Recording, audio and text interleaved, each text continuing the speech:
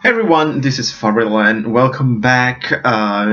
This is going to be a game discussion video on the latest game that I beat, and I need to do it tonight because tomorrow I'm going to Italy for Christmas, so I need to get this video out of the way. So as I said, game discussion video, and we're going to talk about this game right here, and I think there is a lot to say, and that it's VIII Lacrimosa of Dana on the Vita specifically.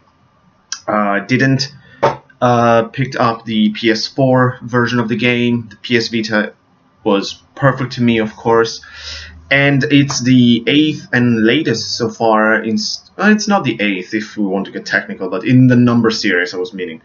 The latest installment of the E series by Falcom. And yeah, as I said, there is a lot to talk about it because I finished this the day before yesterday evening, if I remember correctly. I was so busy these last couple of days. It took me overall 42 hours, and I remember talking about this game with my good friend on YouTube, Leo the Funny Nerd, since he played it and beat it before me, and I was... Of course, every time there is an ease game on the horizon, I'm super excited because I absolutely love this series. So hearing him talking about ease and certain mechanics of the game got me really excited. And if I have to be, let's say, bluntly honest, this might actually be one of my least favorite ease game. It sounds bad, but we're still talking about a game from one of my favorite series, and in the grand scheme of things, Ys 8 is a very good game. Unfortunately, to me, it's as the kind of Ys fan that I am, I liked it. I don't even know what I'm trying to say. I mean, I liked it. Okay, this is what I can say. I think it's very good, but I cannot say that me personally actually loved it, if it makes sense.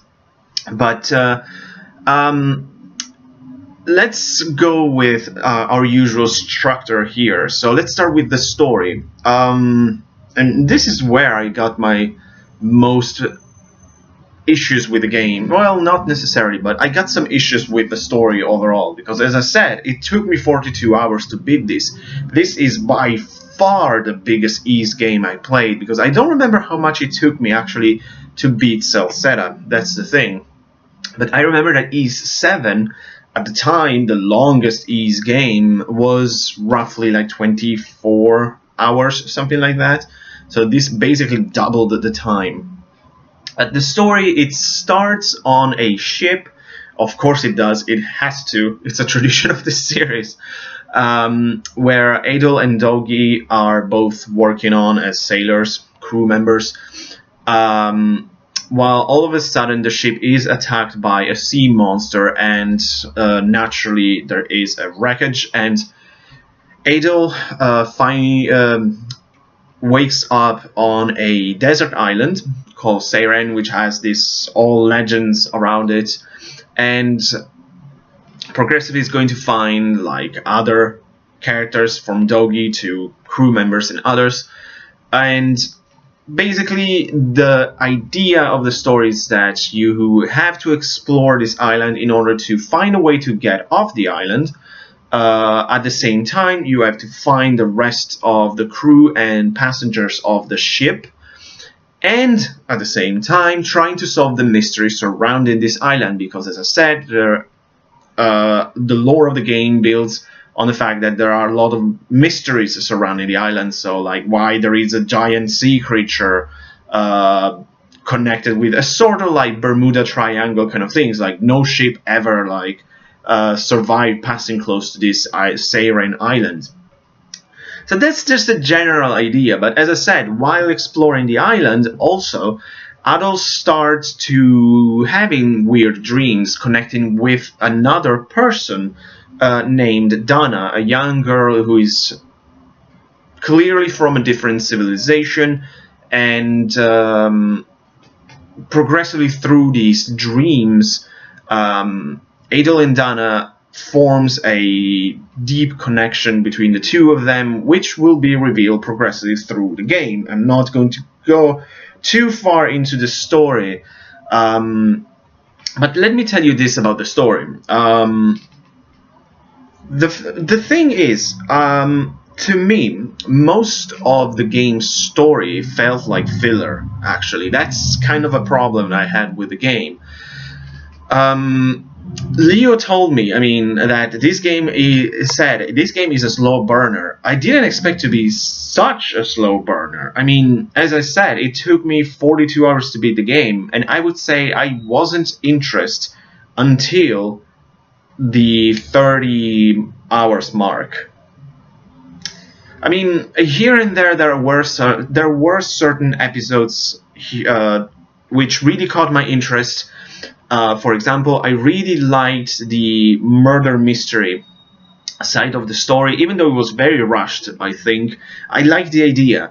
I haven't mentioned that before, but just because it's too complicated to explain in a way, because it's so random. But I really liked it. I liked the idea, but as I said, I think it was very rushed, especially its ending. I would have preferred like the serial killer being like a constant threat for Adol, like him or her, the killer, being obsessed by Adol and the party and all of that. But no, it doesn't happen that. So I was kind of, oh, that's unfortunate. It could have been such an interesting twist of the story.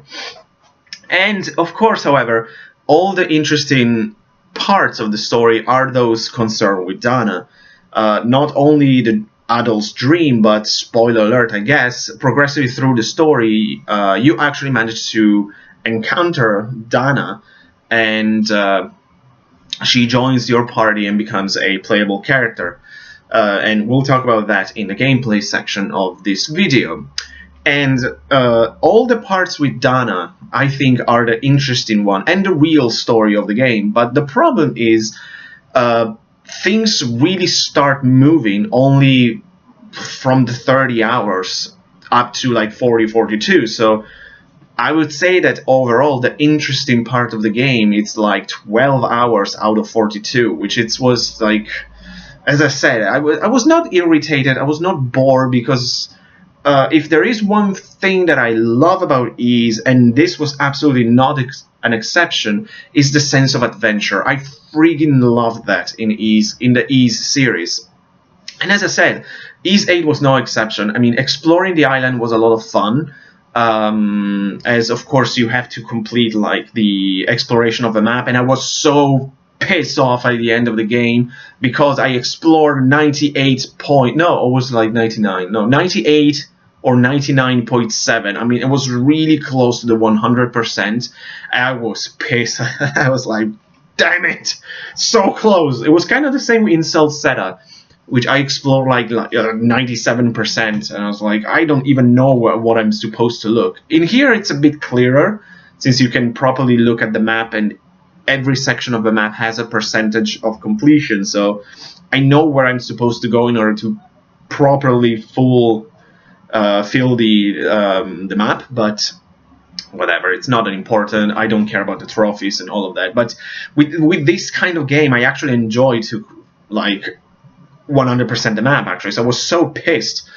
But so I love that. I absolutely love that sense of adventure and exploration. But again, the story and like find the other castaways, because you can build this sort of village in a way. So you have this settlement with the other members of the crew and the other passengers of the ship. They gather together and form this sort of village, which is a fine addition. I didn't mind it, but at the same time, yeah, whatever. But because, of course, throughout your exploration of the island, you can gather materials, so you can forge weapons, you can cook, you can forge armors, and all that kind of stuff, which is fine. I'm nothing against that.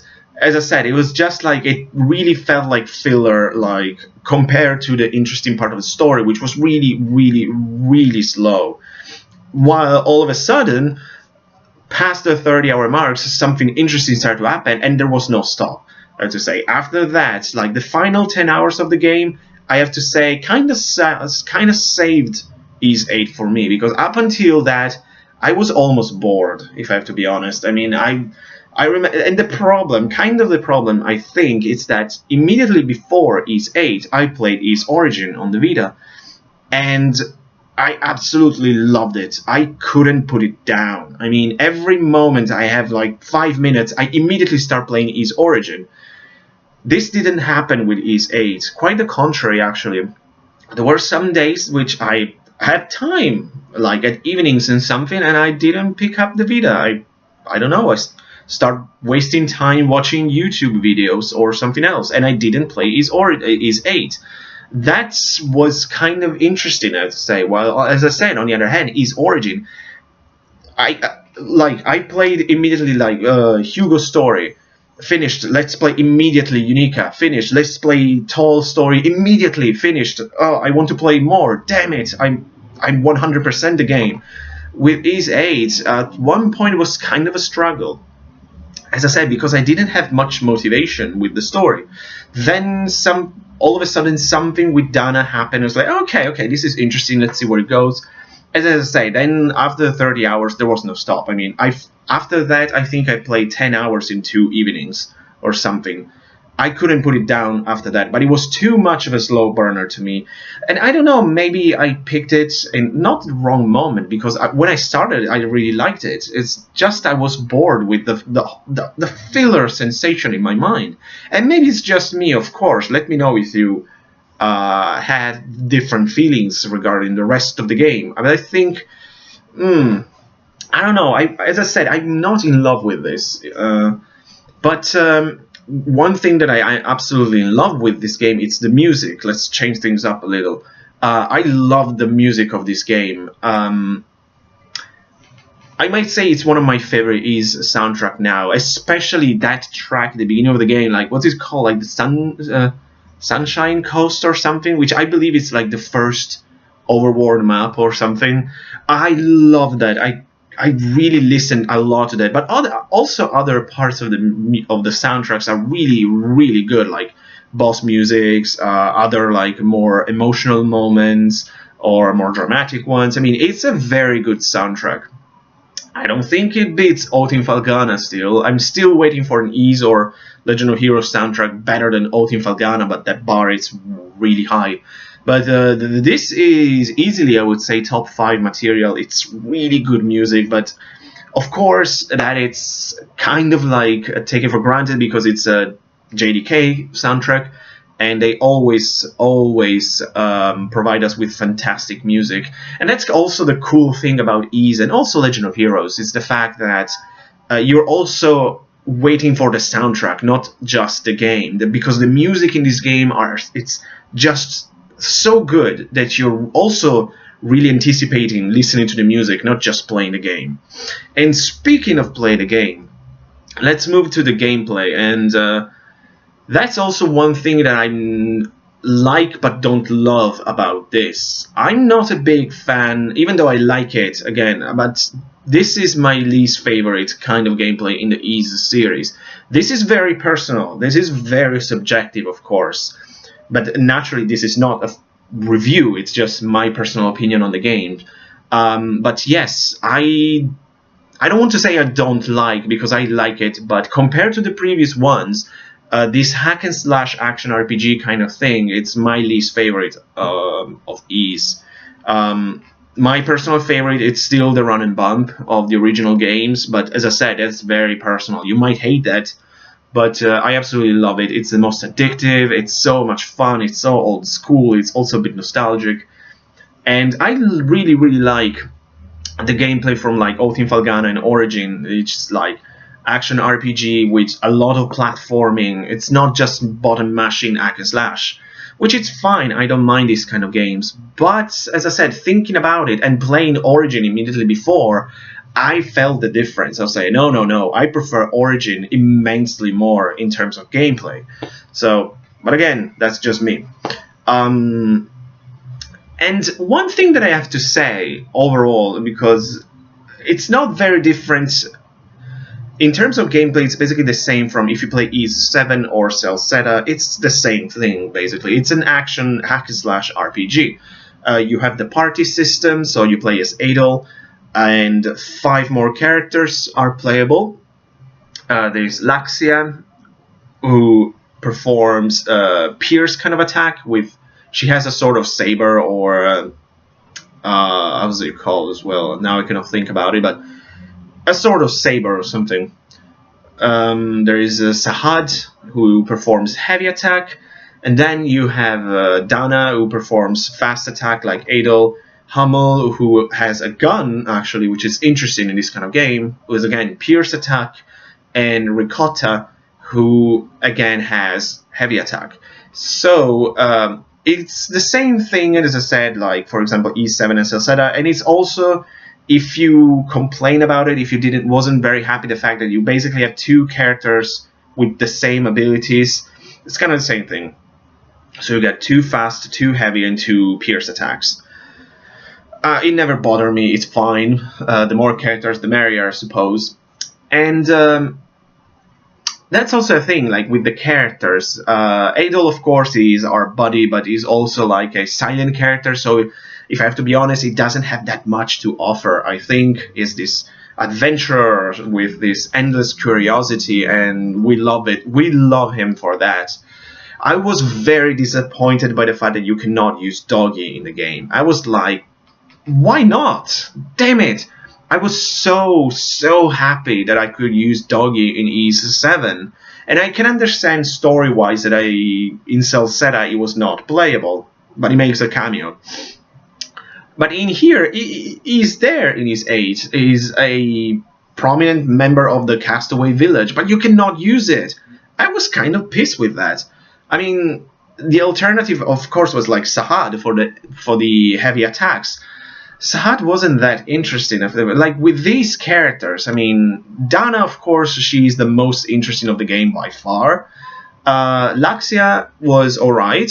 I was afraid they were going for 2 stereotypical tsundere kind of characters, but she evolves nice during the game, so that was good. Props to Falcon for that.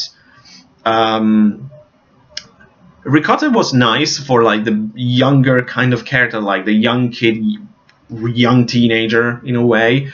Although I have to say she has such a stupid name. That was like, what were they thinking? I mean, that's an Italian cheese.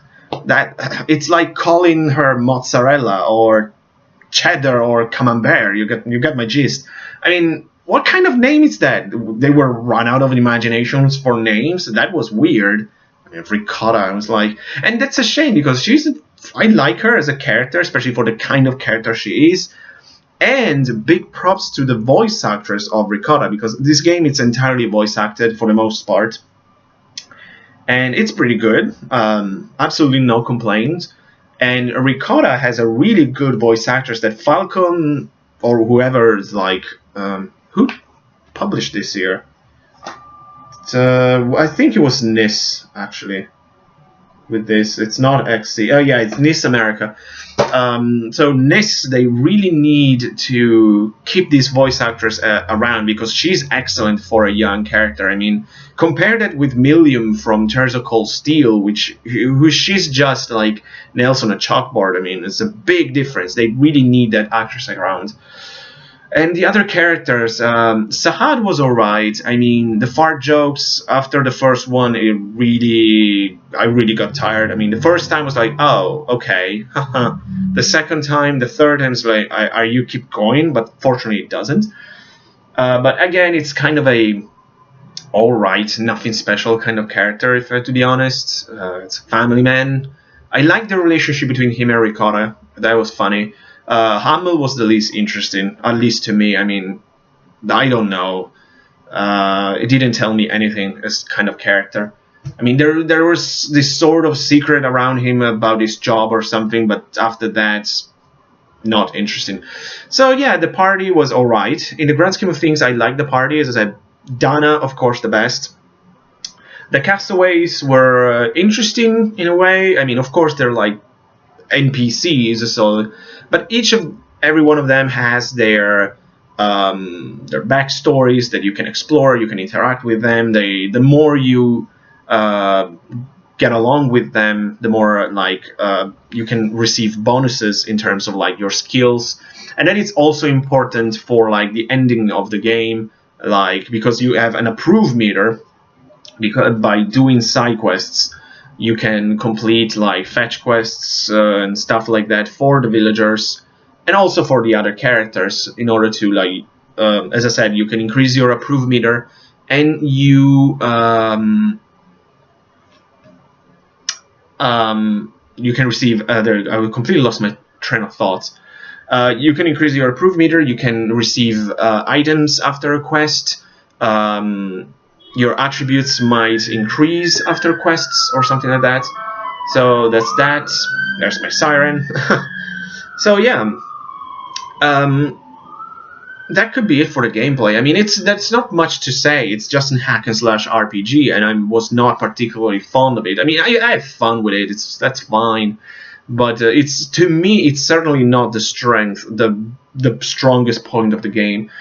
I have to mention this, like graphically, I was not impressed by this game. I mean, it looked fine, of course. It's a Vita game. It looked fantastic, and I don't care about graphics. But if I have to be honest, I prefer like Celceta, for example, in terms of graphics, or VIII. I remember like hearing, for example, a Happy Console Gamer video about this, and they were like a 3D, full 3D eased game or something. I was like, yeah, that's fine and dandy, but I don't think it's like the best feature of the game. I mean, yeah, sure, it's fine, but I wasn't that excited about that. And sometimes, as I said, there were some drops here and there with the graphics, but as I said, maybe it's just my copy or something. But yeah, graphically, I was not blown away, but I don't usually care. So I just wanted to notice that, because I remember like this thing, Happy Console Gamer, keep going about it's 3D, full 3D.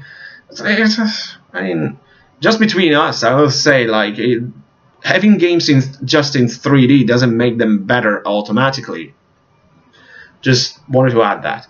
But as I said, in the grand scheme of things, oh yeah, and then before I was just mentioning like the proof for the ending, and I was very happy that I managed to get the true ending on my first attempt. Very well done. And I never checked on a guide or anything like that, so I was pretty proud of myself for that. And the ending was very nice, by the way. It's very moving, very, very nice. And kind of predictable at times. Also, the story was like, it's gonna happen, and there you go. But certain things, on the other hand, like caught me by surprise, which was good. So it's, as I said, when it's interesting, when the real story is going, it's a good story. I liked it. But again, it could have been a 16 hours game, not 42. But that's good. And one thing I want to mention before wrapping this up, this game was ridiculously easy. I mean, way too much. Of course, I played on normal, so you can argue, oh, you pussy, you're not a real gamer, and stuff like that. You say whatever you want, I don't care. I always play my games on normal. I don't have anything to prove to anyone. Probably on Nightmare it would be more challenging, but I don't care. I don't have time for that. I have so many games I need to play, which I cannot spend months on playing a game on pure evil. But with that said, on normal, the game was stupidly easy. I never saw the game over screen, with one exception, and that while I was trying to grind materials. I never died on a boss battle on this game. And that was disappointing, if I have to be honest. Again, I played on normal, yes, whatever, but I play Ys Origin on normal, and I died so many times on that game. I mean, on boss battle, Ys games are supposed to be tough, are supposed to be challenging. Play Ultim Falgana, play Origin. You're gonna die a lot because they're challenging. This was really, really easy. And I was like, okay, this is boss battle. Okay, that's done. I mean, that was a bit disappointing, if I have to be honest. I mean, again, also like Legend of Heroes, if you play on normal, they're still challenging. And especially boss battles. I remember like in Ys Origin, there was the stupid centipede kind of monster. I died so many times, every 3 times, all 3 of them. In here, I never died on a boss battle. I was Okay, that's weird. So let's wrap this up. Might have sounded a bit too negative, but at the end of the day, there is no question that Ys Origin is a very good game. I didn't love it, but I liked it, especially because of like the real story, and the final 10 hours of the game really saved it for me. It's fun. The matter with the gameplay, that's very subjective. That's just my personal view. But if you love the hack and slash and hate the run and bump, which might be the case, you're gonna love this. So, and of course, it's a wonderful adventure. It has a fantastic soundtrack. So it's an Ys game. It's very good. So if you're interested, definitely check it out. You don't need to play the previous games to understand what's going on. There are some references here and there to Celceta, but just with one character. And I think there's also brief mention of something that happened in Ys 7, but really, really brief. So you can play this without playing the rest of the series, and I recommend it. It's a very good game. We needed to buy these Falcom games because I want more Ys. And that's one thing I want to mention before ending this video. The future of the series, like what now? Since I don't follow gaming news all the time, I have no idea. Maybe they already announced everything. But personally, now what I want from Ys, I finally want the remake of Ys 5. I think it's time for that. Just do something like Celceta, which is a fantastic remake of Ys 4, and we're going to be very happy. And then you can work on Ys 9. But in the meanwhile, we really need the proper version of Ys 5. It's really need to. It's something that we really do need. So that's it. I think there's nothing else I can add about Ys 8. Definitely let me know what you guys think about it. I cannot recommend it enough, but even though, as I said, don't let my negativity fool you, because a lot of the negativity is very subjective. So just wanted to stress it out. Ys 8 is very good. Definitely play it. So that's it. That's really it for me. Thanks so much for watching, guys. I'll see you next time, and Merry Christmas. See you in 2018. Bye.